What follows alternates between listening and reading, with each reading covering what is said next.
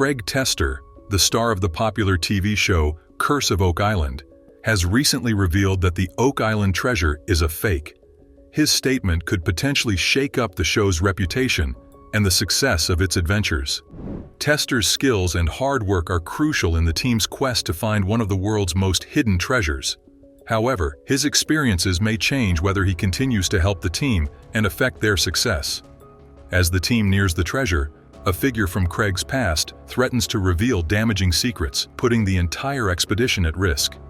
The team's adventurous trips to Oak Island, where they uncover clues left behind by past visitors like the Knights Templar and pirates like Captain Kidd, have led to speculation about legends like Edward Teach, known as Blackbeard, making the treasure's story even more mysterious. Recent statements might change how we see Oak Island's mystery and the show itself, making fans and other treasure hunters question the real value of the treasure and the stories surrounding it. The latest news might not only change the hunt, but also the way people see Oak Island's story for many years to come.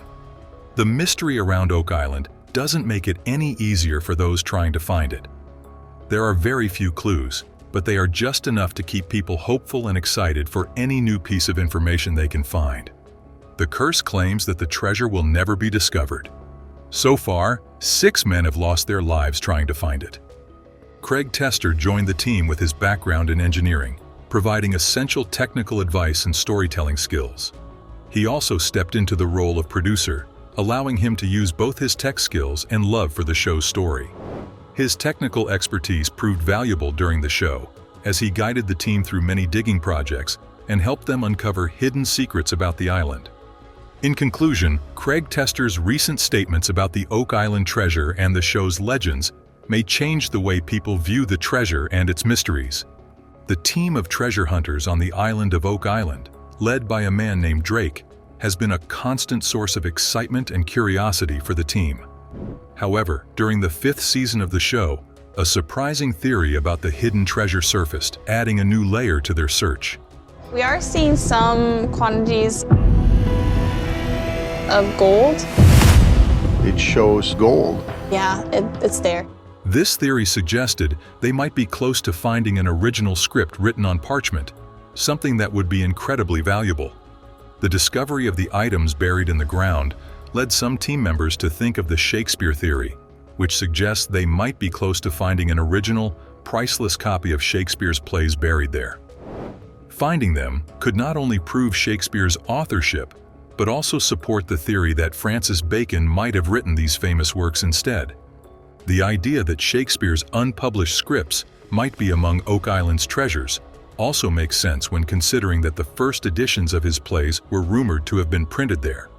This information made the treasure hunters rethink their search strategy and raises questions about the connection between the remote island and one of the most famous writers in history. However, finding original editions of Shakespeare's works is already an almost impossible task, so linking them to Oak Island seems hard for some people to believe. The theory adds cultural and academic value to the treasure hunters' work and helps reduce some criticism aimed at the treasure hunters. The team's research was further complicated by the discovery of a tragic event that felt like a scene from one of Shakespeare's own plays. Some even whispered that it might be the rumored curse that claimed 7 lives had to be lost before the treasure could be found. The Tester family was heartbroken by this loss, and everyone in the Curse of Oak Island team came together to support him during this difficult time. As the team continued to search for clues and answers, a personal loss struck as they discovered more about the island's secrets. A father's grief surrounded the team, and they all came together to support him during this difficult time. Despite the sadness and the loss of a father, the team remained committed to the search for the treasure on Oak Island. The Lagena brothers and the rest of the team stayed with him, helping him through this painful period. The Oak Island team, known for their treasure hunts, shared a strong bond with each other and a deep sense of empathy and compassion.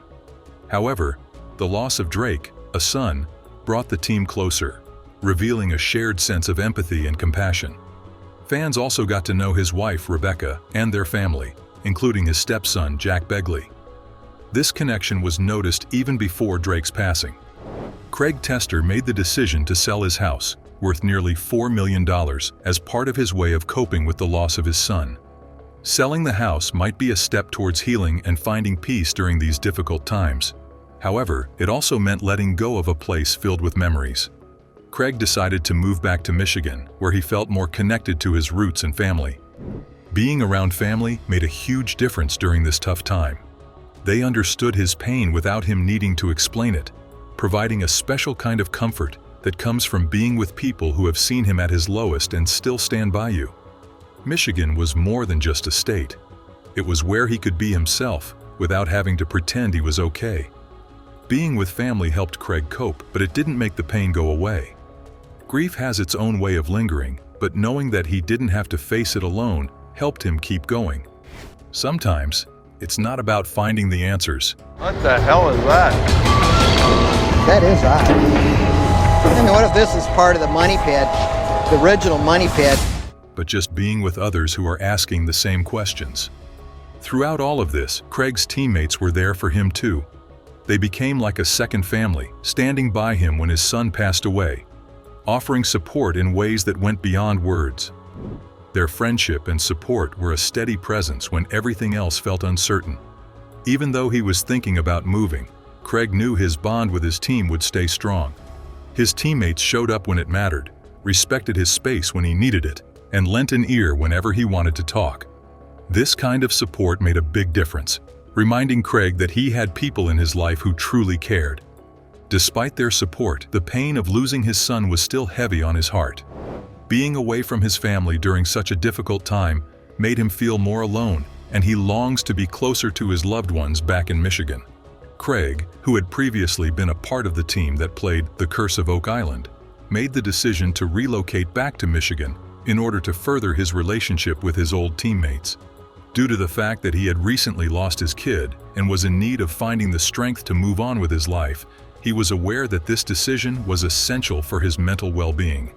Craig's return to Michigan offered him the opportunity to concentrate on writing a new chapter in his life and in the lives of his family, despite the fact that the relocation was not without its difficulties. As a result of Craig's engineering expertise, the crew has been able to answer the riddles surrounding the island, which has resulted in the development of a devoted audience. Both Rick and Marty Lagina, who are known as the Lagena brothers, are natural leaders who encourage the team to continue their investigation into the mysteries surrounding the island. There have also been important members, including Dan and Dave Blankenship, who were involved in some of the initial searches that were conducted on the island. Despite the fact that each member possesses their own unique abilities and is still making progress, the absence of Craig is keenly felt. As a result of Craig's extensive knowledge, the team is frequently able to discover new relics or hazards in previously unexplored regions, so contributing to the mystery and history of Oak Island. The island's stories and previous discoveries motivate them to continue their hunt for the secrets that may still be concealed, which is what drives their expeditions. To me, from a seismic standpoint, this may be the anomaly they were seeing. It's possible. They are driven by a profound curiosity to know what is out there. As Craig makes his way back to Michigan, he is looking for fresh starts while simultaneously reflecting on the past.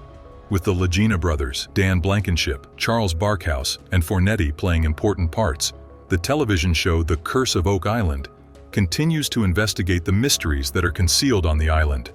The loss of Craig is keenly felt, but the team continues to rely on his experience and direction as they pursue their objective.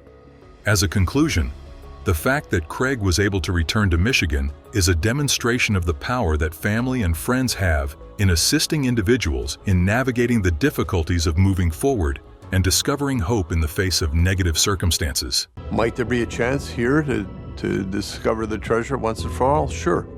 There's all of these clues that strongly suggest this area holds significant interest. Rick Lagena has finally found a breakthrough on mysteries of the infamous Oak Island.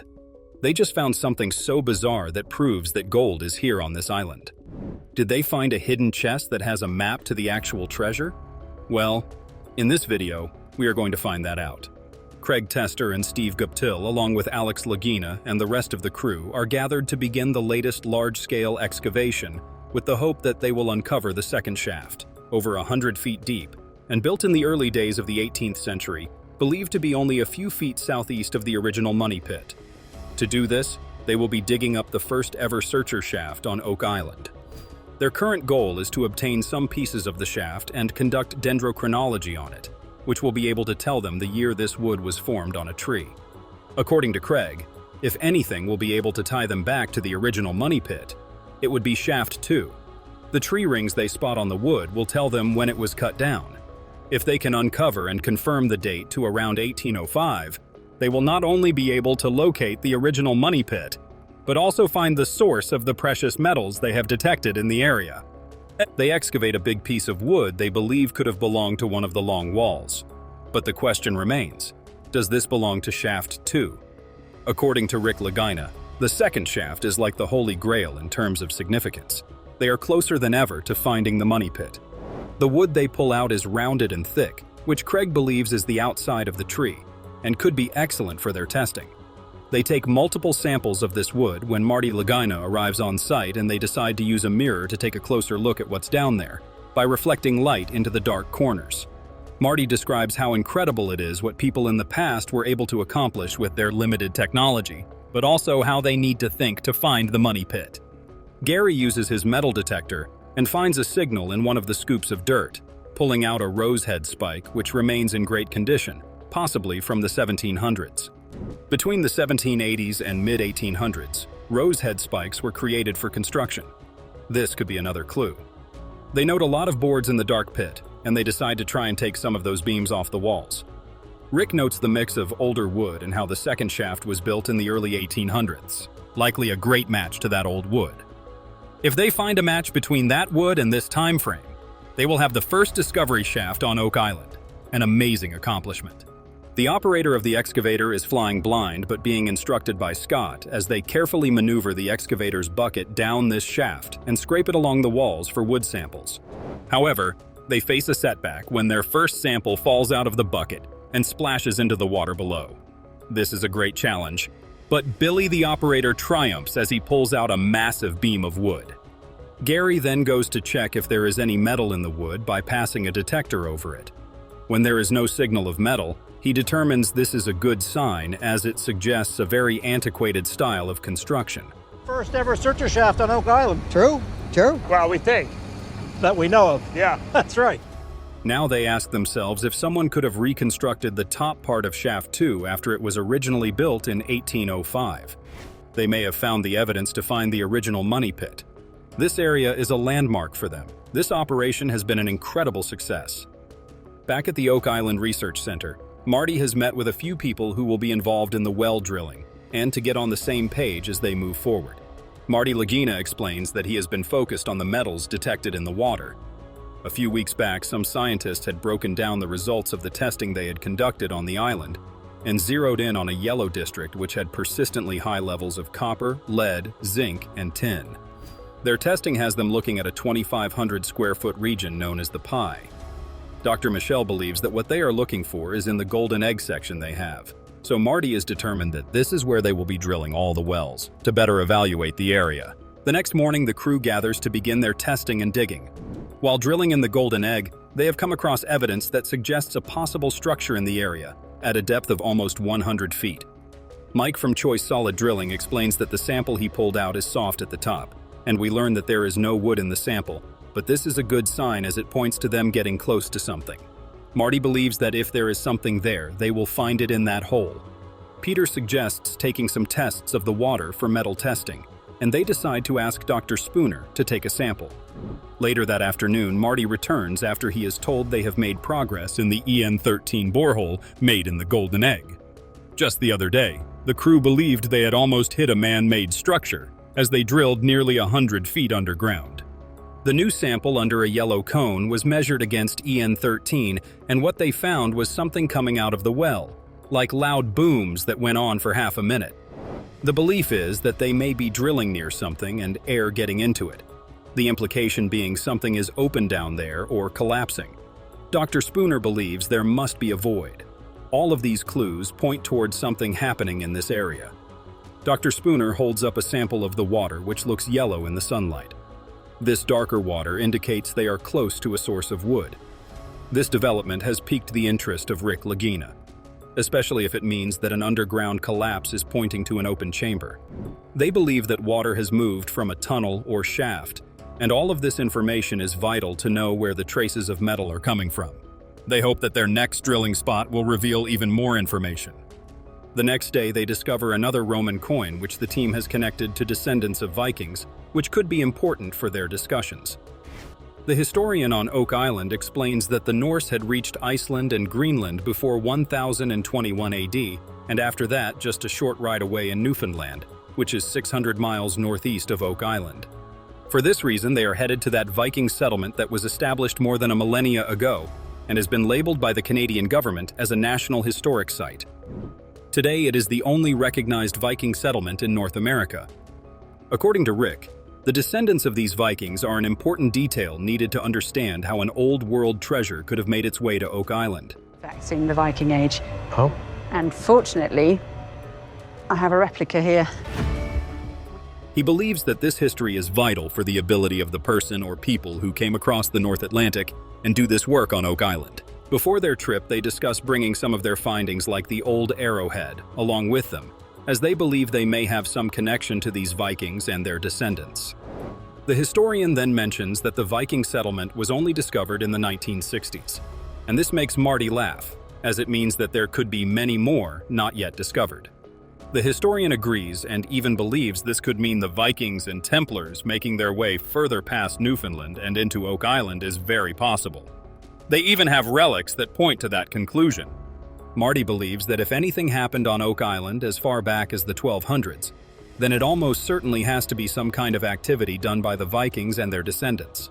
Based on what they know currently, it almost has to lead to them, as very few people in that period knew about this island. It is very possible that they could have brought along the Knights Templar or any number of other people to the island with the intention of depositing something. This leads to the Laginas wanting to launch an expedition. After finding another coin on Lot 5, Alex is very excited about the crew going to L'Anse aux Meadows, or the Viking settlement on Newfoundland, and looking around while Alex remains back at the island. New insight and perspective is always important on their quest to uncover the secrets and treasures of Oak Island. Thank you so much for watching and liking this video. Don't forget to share this with your friends and family. Let us know in the comments what you think about Oak Island's many mysteries and treasures. Do you think they are getting closer to uncovering the truth of the island? If you love this content and never want to miss an update, make sure you subscribe and turn notifications on. Evidence of a covert tunnel is found by Gary. Could the numerous unresolved questions be resolved by this hidden tunnel? To learn more, keep watching. In a current episode of The Curse of Oak Island, the team, which also consists of archaeologists Dr. Aaron Taylor and Miriam Amirault, geoscientist Dr. Ian Spooner, and metal detector expert Gary Drayton, examines stone walkways and a potential cellar feature close to the swamp's eastern border. During their investigation, Gary and David uncover a signal embedded in a wall, which eventually results in the finding of a huge caster wheel hidden beneath. Gary speculates that this wheel would have been used on Oak Island during a tunneling project, adding to the other finds of tunneling equipment on the island. Gary finds evidence of a hidden tunnel, which raises the question of whose responsibility it was to place the item there in the first place, and whose it was to find it afterwards, the original depositors or the later searchers. The team plans to carry out more investigation into the caster wheel in light of this discovery. In the vicinity of the marsh's eastern edge, metal detectorist Gary Drayton and the rest of the team are searching for stone pathways and a possible underground structure. Along with Dr. Aaron Taylor and Miriam Amirault, the team also includes Dr. Ian Spooner, a geoscientist, and other archaeologists. In the midst of their excavation, Gary and David find a signal in a wall, so they ask Aaron to assist them by taking it out. On Oak Island, Gary thinks there may have been a tunneling operation and they discover a big caster wheel that may have been used in that. It is unclear whether or if this find was left by depositors or searchers, because it adds to the body of evidence of earlier tunneling tools discovered on the island. The group wants to store this discovery away for later investigation because it has caught their attention. Treasure hunter Gary Drayton used a metal detector and discovered not one but two distinct treasures. In the general area of Oak Island's shoreline, he made his first discovery. Drayton and his team found a button from an officer's uniform from the 17th century, although it is unknown to what branch of the armed forces it may have belonged. The military, on the other hand, might have buried some of the island's secrets, according to some evidence. Drayton and his colleagues made the second discovery that day not too far away, in a woodland. They found a tiny coin buried in the ground that they suspected to be another Maravedi from the 17th century, similar to the one that had been found at the end of the previous season. However, compared to the other coins, this one appeared to be significantly smaller, likely 2 Maravedis instead of 8. Even though they are small, these astonishing finds could point to a much bigger treasure that is hidden on Oak Island. Gary Drayton made a second double discovery while using his metal detector to search for wealth near Oak Island's shoreline. This time, Drayton and his team, along with Rick Lagena, the team leader from Oak Island, unearthed 2 King Charles II Britannia coins from the 17th century buried beneath the rocks and pyrite that were scattered along the shore. One of the coins that was found has the year 1771 clearly printed on its surface, supporting the idea that the money is older than a few hundred years. These coins from the 17th century, whence did they originate? Could they have been dropped accidentally by somebody searching for buried treasure in a hurry? Or else, and this is where there is reason for optimism, could they have been left there by a wealthy group that was on Oak Island looking to conceal its own loot? The Oak Island crew would, without a doubt, have to do more investigation. Generally speaking, the history of treasure hunting on Oak Island can be traced back to the time the money hole was dug there. The pit, commonly known as the money pit, is supposed to contain the hidden wealth. An artificially made hole is the pit. According to folklore, when exploring the island in 1795, some young people believed to be 13 or 14 years old discovered a depression in the ground. They dug because they believed it to be a man-made pit, and as they dug, they discovered layers of wood and other objects. They tried to continue their exploration, but were thwarted by a deluge of unknown origin that flooded the pit. Following the rapid dissemination of the news of the discoveries, a flurry of international treasure hunters descended upon Oak Island in search of the hidden wealth. The first planned excavation of the money pit took place in 1803, under the leadership of a group of investors known as the Onslow Company. They were given their own money pit. The excavations had to be terminated because the parties' attempts to descend to the pit's floor were unsuccessful. The following century saw a variety of groups try to solve the island's riddles, but due to the enormous difficulties they encountered, none of them were successful. The hole was flooded, which was the most significant of these, and made additional excavation unsafe and difficult. The importance of this aspect was the greatest of all. Additionally, the pit was wired with a number of devices that, when activated, would cause the pit to fill with water and keep anybody from discovering the treasure. Despite these barriers, the excavations persisted, and the Oak Island Treasure Company was founded in 1861. The flooding that was taking place in the pit prevented this specific squad's attempts from progressing past a depth of 90 feet. As a result of the bankruptcy of the Oak Island Treasure Company in 1909, the excavations were abruptly ended at that time. Since then, a number of additional teams have tried to locate the riches that is hidden on Oak Island, but the enigma of the money pit has remained a secret. The discovery of the money pit and the initial excavations on the island both had a significant impact on the evolution of the island's history, as well as the ongoing search for treasure there. Even with the challenges and roadblocks that were encountered, this is true. Despite the various challenges and disappointments that have been encountered over the centuries-long search for riches on Oak Island, the mystery surrounding the island's location continues to fascinate people. The quest to unravel the mystery surrounding the island has recently been taken on by a number of new entities. In 2010, the Oak Island Tourism Society was founded as a group dedicated to preserving the island's history and encouraging tourism.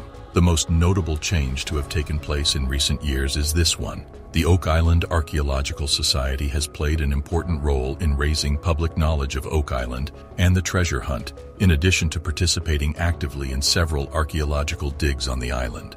Get on the mailing list right away to learn about fresh information and surprising findings about Oak Island. The Lagena brothers will probably receive the lion's share of the treasure, it appears. First of all, the Lagena brothers' ongoing search of Oak Island is authorized by the Treasure Trove license. Licensed treasure hunters are allowed to legally keep 90% of any wealth they uncover, according to a government rule. Marty goes on to suggest that it is very likely that multiple claimants would surface and argue that they had a right to the treasure's contents if a sizable treasure were found on Oak Island. These claimants may rely on some element of their residence, their ancestry, or another factor to support their claims. There will undoubtedly be a lot of people trying to get their hands on at least some of the fabled riches, but it is impossible to say who, if anyone, will be successful. The Lagena brothers and the government would both have legitimate rights over at least some share of the treasure, making them the obvious choice for at least two recipients. However, it is impossible to predict if a situation like this would ever happen in. Researchers discover a key clue to the enigma of the money pit. It appears that the study team has at last discovered a clue to the treasure hidden in the money pit, after spending many long and exhausting hours looking. On Lot 13, which is situated just northeast of the marsh, Rick Lagina, Tom Nolan, another landowner on Oak Island, and the other team members are getting ready to start another excavation. They are searching for significant proof. Although clay was found, it was rather obvious that it wasn't supposed to be there in the first place. They speculated that it might be a blue clay of some sort. When exploring an unusual rock formation known as the quadrilateral, Rick Lagena and the rest of the team recently discovered what may prove to be a crucial clue to the money pit mystery. At a depth of 40 feet, researchers started the first serious excavation of the ancient money pit in the year 1804. They found a layer of blue clay there at that depth, acting as a sealant to keep water out of the hole. Curiously, the researchers found the same substance in 2018 while looking at a ring-shaped stone monument called the Eye of the Swamp. Is it conceivable that the crew has now found proof that the quadrilateral was made by the same people who altered the swamp and built the money pit? If that's the case, it's a really intriguing development. If that makes sense, it somewhat reminded them of what they had seen in the money pit. Blue clay plays a significant role in the tale of the money pit's discovery and history. If you were attempting to keep water out of some sort of underground structure, would you be able to make use of that? It's possible that Rick Lagena's theory, according to which the presence of blue clay points to the potential existence of a structure buried below, is true. If so, what kind of structure could it be? And could anything of outstanding value be inside? The following morning, Rick Lagena and other crew members returned to Lot 13 so that geoscientist Dr. Ian Spooner could look into the enigmatic quadrilateral feature that was providing a crucial clue to the money pit riddle. They felt that it was somewhat improbable that it could have spontaneously accumulated there. Additionally, they saw clay in a variety of colors combined with pieces of burned wood. These two items in no way, shape, or form go together. One of the group members remarked that the clay appeared to be split up and misplaced. There was an event that had a meaningful purpose and took place. There truly must be a reason for everything that happened since the story is so complicated. There was one little spot that had gotten a little worse. There were striations all over the metal, marking it. The thinness of the points gave the impression that they were made to be pushed into wood. Are you looking for a hand-forged iron staple or fastener? Since the 6th century BC, large metal staples have been employed often in the construction of both stone and wooden structures. Could this manually formed metal fastener be another proof that a structure of some kind is waiting to be revealed at the quadrilateral location? What kind of structure might it be in that situation, presuming the group has previously discovered blue clay, given that information? Anything that took place prior to the money pit's initial discovery has the potential to be considered original work. You will see that this so-called mainstay is actually rather puzzling when compared to the hard work that went into creating the Great Quadrilateral. What, if any, contributions does this facet make to the larger mystery? As of yet, nothing has been decided on that. Carmen Legg, a specialist in blacksmithing, meets with Rick and Marty Lagena, Craig Tester, and archaeometallurgist Emma Culligan at the Oak Island Interpretive Center to study the massive metal staple that was discovered the previous day. Its starting point is a fantastic quadrilateral. Even though it was a strange geometric figure, they had no notion what the specific feature represented. They have found no others of its kind on the island before. There are now countless conjectures regarding the type of wealth that might be hidden on the island, as well as how it got there. However, the William Phipps theory has won over a lot of supporters and is supported by a lot of data. The theory was refuted by writer and history enthusiast Hammerson Peters in a recent video that was posted to his YouTube channel. The majority of the information presented in the movie is taken from the book Oak Island and Its Lost Treasure, which first made the strong case for the conspiracy. The Peters have proposed the following idea, which can be summed up as follows. During the 17th century, William Phipps was a skilled explorer, and the English supported him financially. The Protestant majority, including the political elite and aristocracy, developed a strong dislike for the Catholic king when King James II came to power in 1685. James II adhered to Catholicism, or to put it another way, they planned to depose him. The following stories are word-of-mouth legends from the late 18th century because there is so little information about the early treasure-related operations that occurred on Oak Island that has been objectively verified. It took many years after the incident before publishers began to pay attention to this kind of activity and look into the stories involved. The tale of a treasure found by a settler named Daniel McGinnis was published for the first time in 1857. This is the story's earliest known telling. After that, it was another 5 years before one of the purported original diggers gave a testimony regarding the initial narrative and subsequent Onslow and Truro Company deeds. The earliest settlers in the region heard tales of a dying crew member of Captain Kidd's ship. The man said that Captain Kidd had hidden £2 million worth of treasure on the island. Captain Kidd passed away in 1701. According to the most widely recognized version of the story, Daniel McGinnis came across a dip in the ground in 1799 while looking for a place to build a farm. McGinnis asked for help from other people in order to dig because he believed that the depression fit with the legend surrounding Captain Kidd. With the aid of 2 people only known by the names John Smith and Anthony Vaughan, he dug out the pit and found a layer of flagstones 2 feet, 61 centimeters below the surface. The earliest documents, however, merely mention marks of some sort at these intervals. Later accounts report finding oak platforms every 10 feet, 3 meters, although previous accounts only make reference to marks. The various legends also mention the tool marks or pick scratches on the hole's walls. The soil was not as well packed as the soil around it, and it was visibly loose. The 3 men reportedly stopped their digging at a depth of 9.1 meters, 30 feet, because of superstitious dread. In an alternative interpretation of the story, all 4 of the main characters are portrayed as teenagers. According to this account, McGinnis first learns of the slump in 1795 while on a fishing excursion. The rest of the story proceeds in the same manner as the first, with the logs discovered as its focal point, but it ends with the 4 people giving up after they have gone as far as they can. For more current discovery stuff, remember to subscribe. They continued to excavate until they reached a depth of around 90 feet, 27 meters, where they discovered layers of logs, or marks, spaced about 10 feet, 3 meters apart. They also discovered a large stone with symbols engraved onto it, as well as layers of charcoal, putty, and coconut fiber. When the hole unexpectedly filled with water to a depth of 60 feet, 18 meters, the situation for the diggers grew challenging. The alleged dig was finally given up on after repeated fruitless attempts by workers to retrieve the riches from below by excavating a tunnel starting at a second shaft that was equally flooded. The most prosperous company of the pre-publication era is thought to have been the Truro Company, which is said to have been founded in 1849 by a group of investors. Re-excavation of the hole was placed all the way down to a level that was 26 meters, 86 feet below the surface. But it eventually overflowed once more.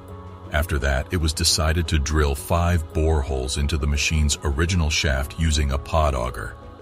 Recently, scientists made what appears to be a weird discovery in space. Could this be an alien species? To learn more, click the next post.